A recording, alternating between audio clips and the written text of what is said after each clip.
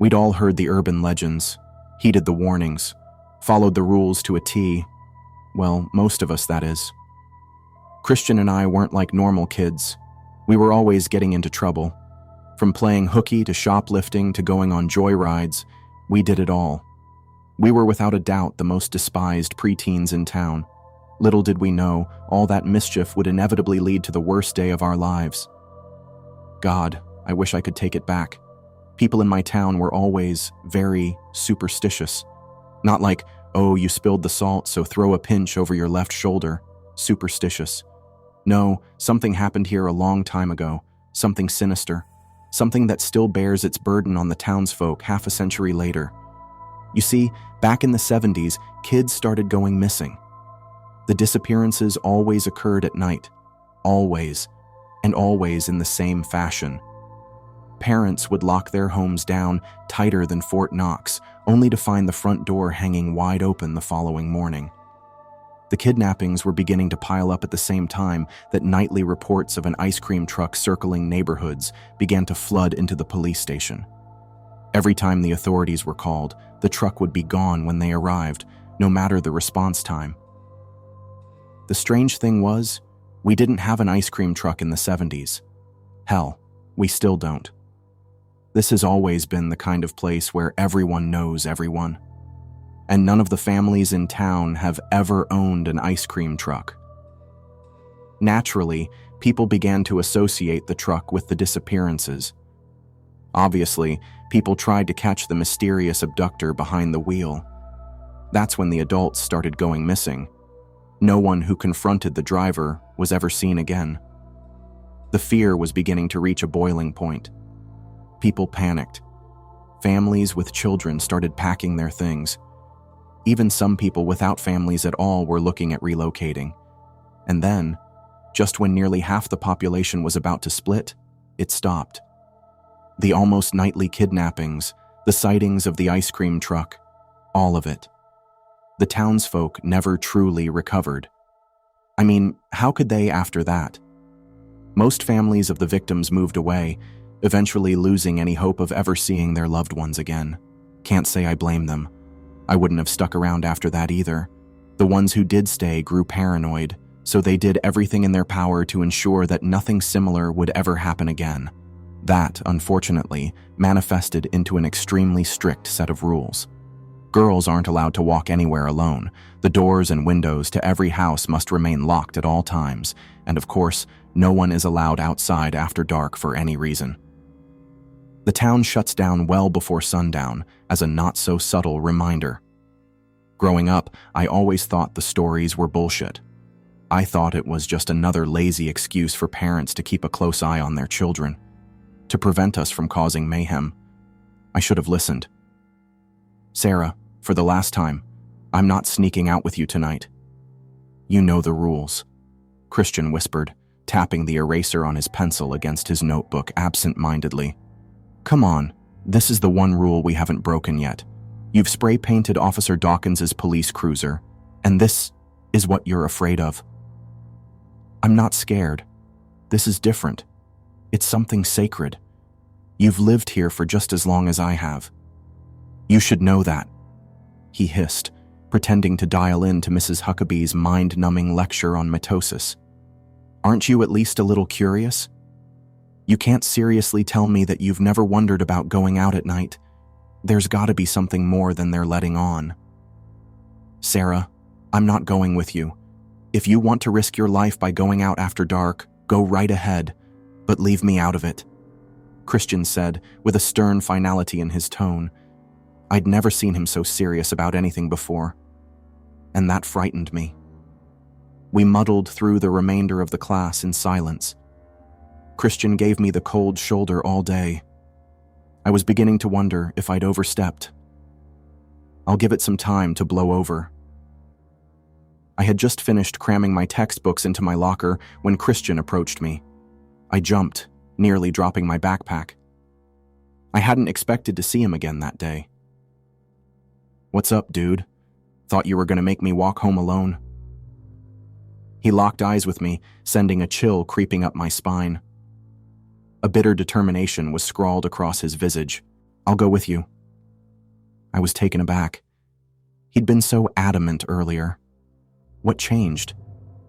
"Are you sure? I mean, I don't want you to go if you're not comfortable with it." "I'm sure. I have to know," he said, averting his gaze.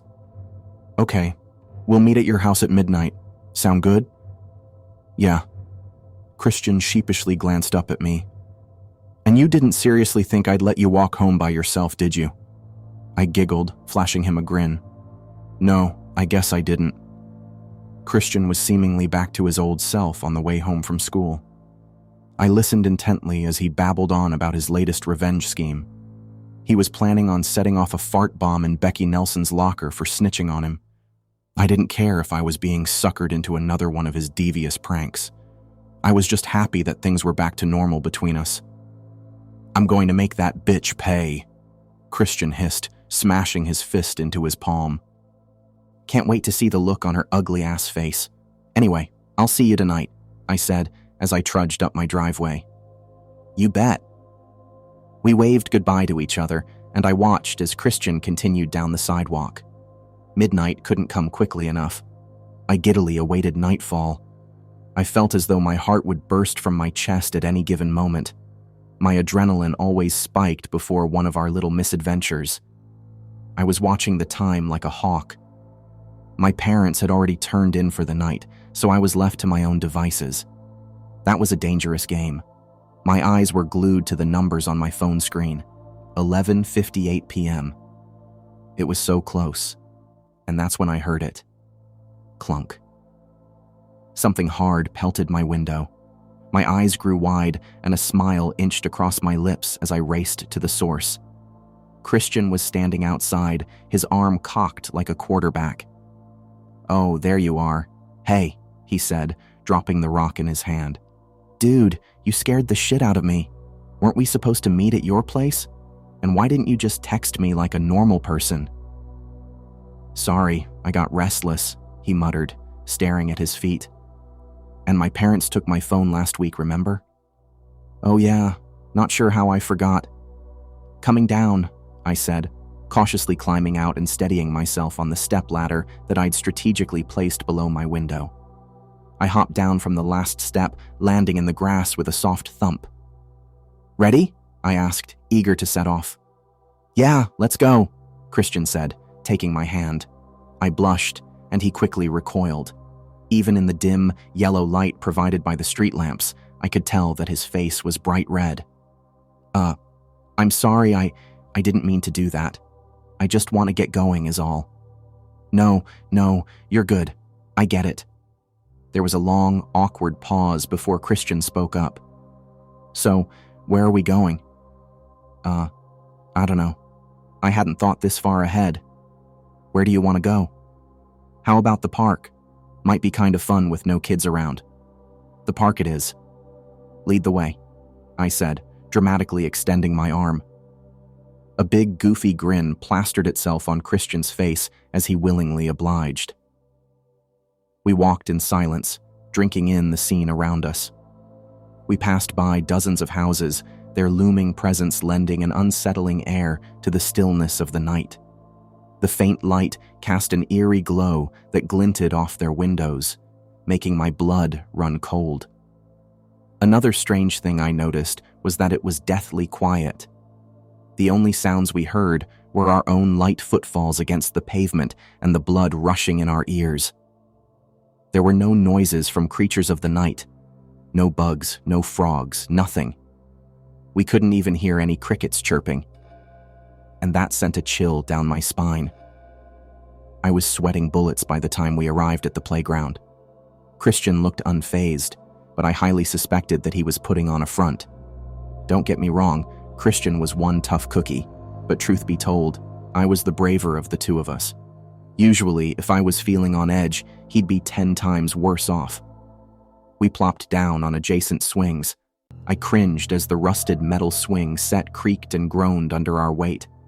Even though we were alone, I couldn't shake the feeling that we were being watched. Like something sinister knew we were there. I shuddered at the thought that something evil might be lurking in the darkness, waiting for the perfect moment to strike. I told myself that I was freaking out over nothing, but I couldn't stop intermittently peeking into the shadow-veiled trees behind us. I was seriously beginning to regret leaving the safety of my home. So, Sarah? Is it just me? Or is this place, this town, does it feel like there's a presence? You know, like we're not the only ones out here? He kept his voice hushed, like he was afraid that someone else would hear him. Yeah, I feel it too.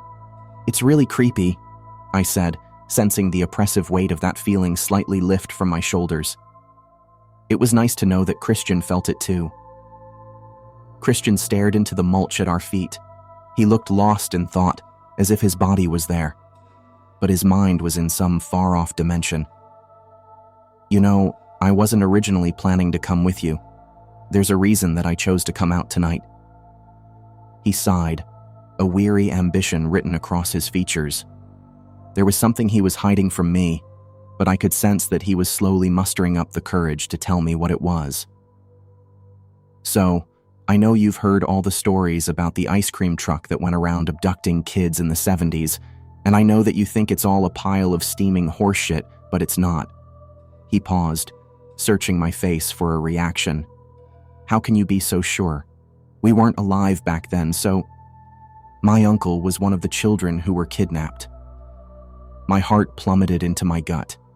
Not only for the fact that Christian was related to someone who was taken, but that the stories were... true. Christian, I'm so sorry. I didn't know, It's okay, he said, interrupting me again. He was 3 when it happened. It's been decades, but I don't think Dad ever really forgave himself. He was only 5 at the time, but he feels like he should have done more. He won't tell me that, but I know. I can see it in his eyes. It still tears him up, even now. A tear began to trickle down Christian's cheek, but he quickly swiped it away.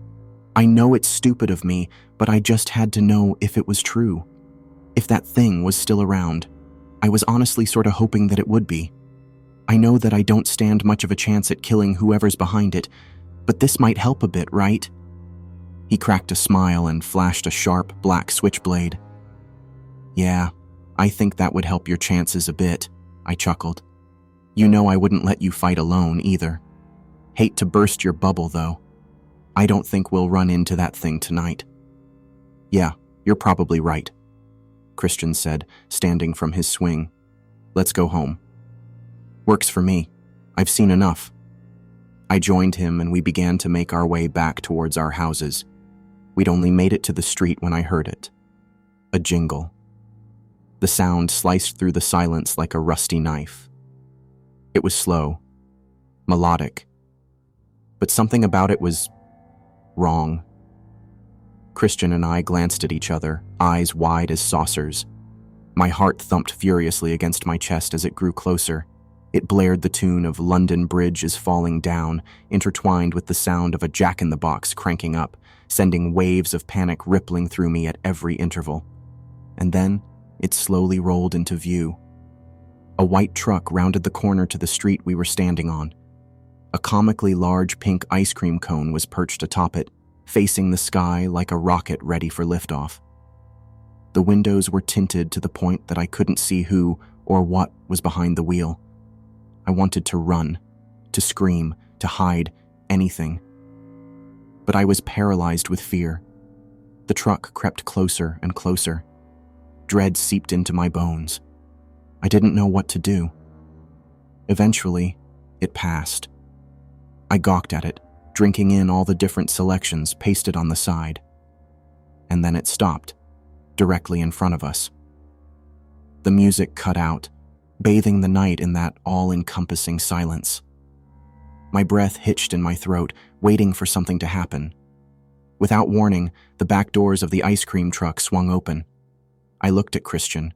His horrified expression had melted into one of curiosity. He began to make his way toward the open truck. His legs moved like they had a mind of their own, dragging him closer and closer.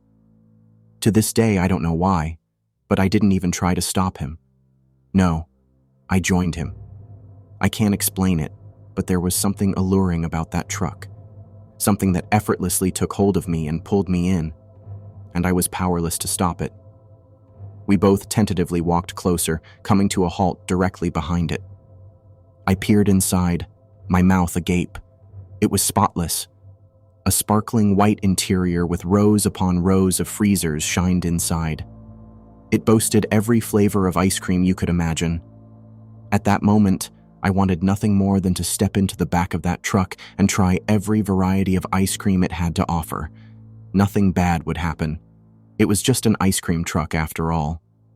Christian stepped in before I could react.